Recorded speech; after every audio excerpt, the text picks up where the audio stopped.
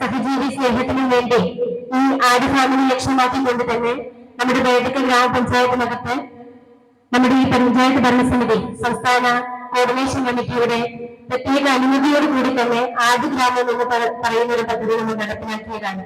നമ്മുടെ പഞ്ചായത്തിലെ 3 UP സ്കൂളുകളിലൂടെ 5 ലക്ഷം രൂപ വെച്ചുകൊണ്ട് ആടിന് വിതരണം നടത്തുകയും ഇന്ന് അത് ആജീവനാന്തം നടപ്പിലാക്കുന്ന ഒരു പദ്ധതിയായിട്ട് മാറുകയും ചെയ്തിട്ടുണ്ട്.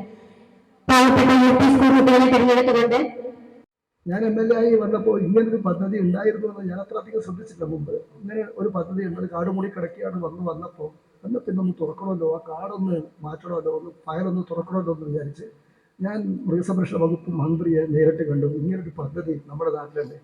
മന്ത്രിയും അപ്പോഴാണ് കാര്യമായിട്ട് മനസ്സിലാക്കുന്നത്. റിവ്യൂ മീറ്റിങ്ങിലൊക്കെ കേൾക്കുമല്ലോ ഇങ്ങനെ ഉണ്ട് എന്നുള്ളത്. മന്ത്രി ഒരു വാക്ക് പറഞ്ഞു, നമുക്കത് ശരിയാക്കിയെടുക്കണം. ഞാനത് ഏറ്റുപിടിച്ചു. പിന്നീട് മന്ത്രിയും ഞാനും തമ്മിലുള്ള ഈ 5 കൊല്ലത്തെ നല്ല പരിശ്രമത്തിൻ്റെ ഉൽപ്പന്നമാണ് ഇപ്പോൾ ആട് ഇവിടെ എത്തിയത്. അല്ലെങ്കിൽ മറ്റു വരില്ല. മന്ത്രിക്ക് നല്ല ഉറപ്പുണ്ടായി എന്തായാലും നടപ്പിലാക്കും. പക്ഷേ കുറച്ച് പൈസ ഉണ്ടെങ്കിൽ ആട് വാങ്ങിക്കൊണ്ടതിന് ഇടാൻ പറ്റില്ലല്ലോ. അതിൻ്റെ നടപടിക്രമങ്ങൾ പൂർത്തിയാവേണ്ട, അതിനാണ് സമയമെടുത്തത്.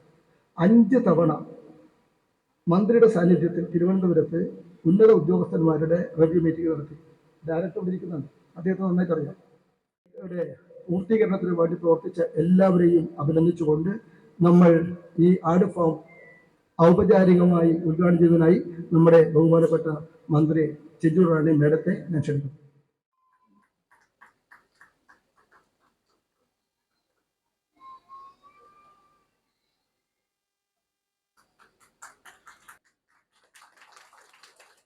നമുക്കറിയാം ഇത്തരത്തിലുള്ള ഫാമുകൾ ഇന്ന് നമ്മുടെ ഫാമിൽ 200 ആടുകളാണ് ആദ്യഘട്ടം വരുന്നത്.